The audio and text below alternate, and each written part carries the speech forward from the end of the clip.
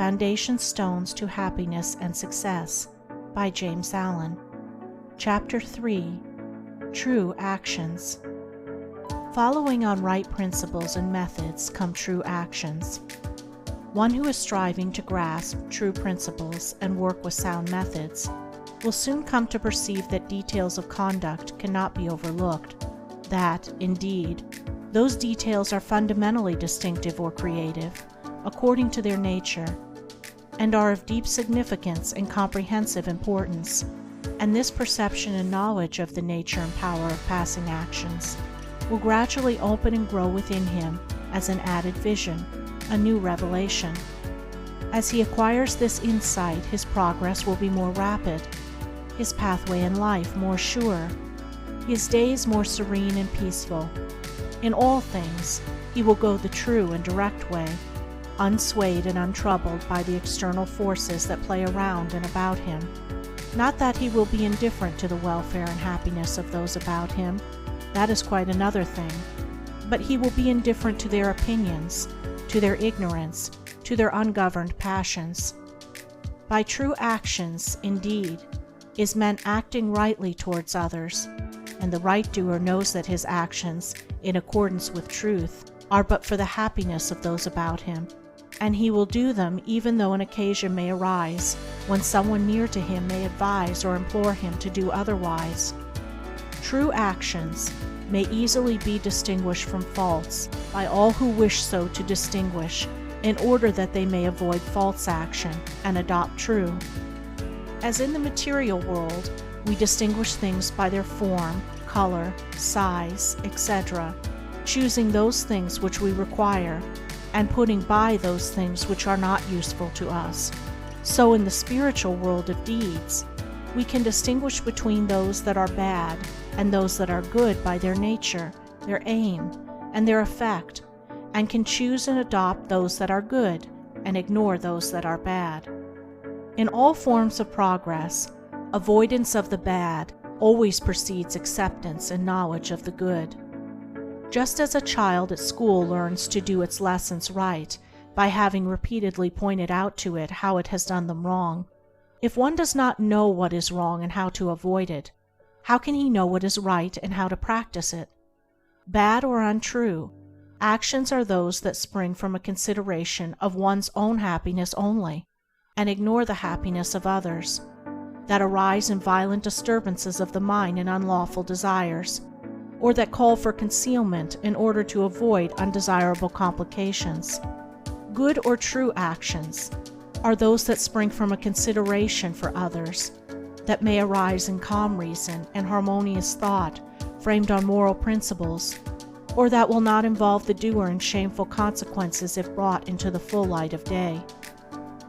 The right doer will avoid those acts of personal pleasure and gratification which by their nature bring annoyance, pain, or suffering to others, no matter how insignificant those actions may appear to be.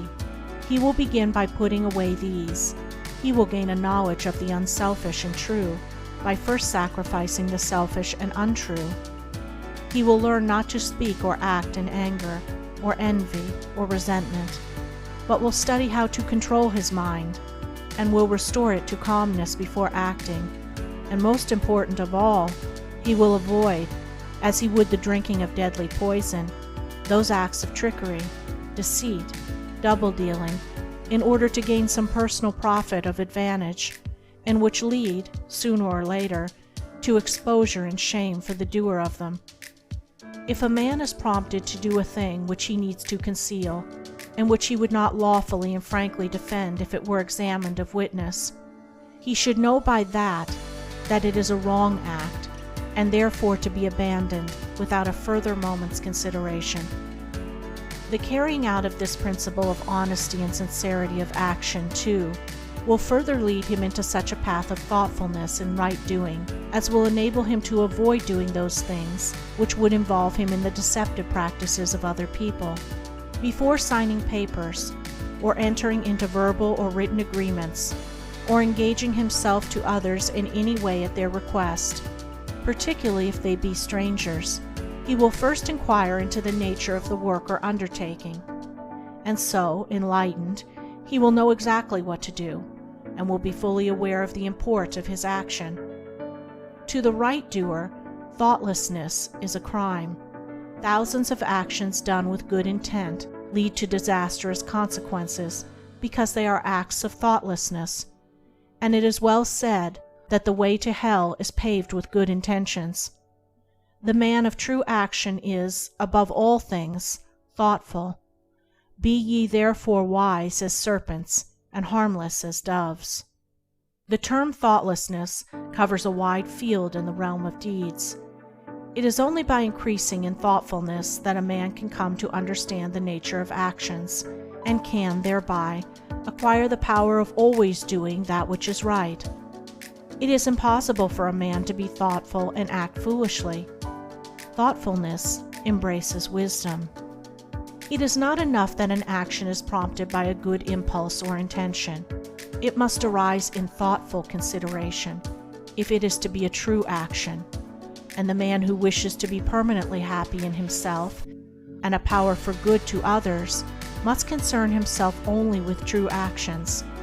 "I did it with the best of intentions" is a poor excuse from one who has thoughtlessly involved himself in the wrongdoing of others. His bitter experience should teach him to act more thoughtfully in the future.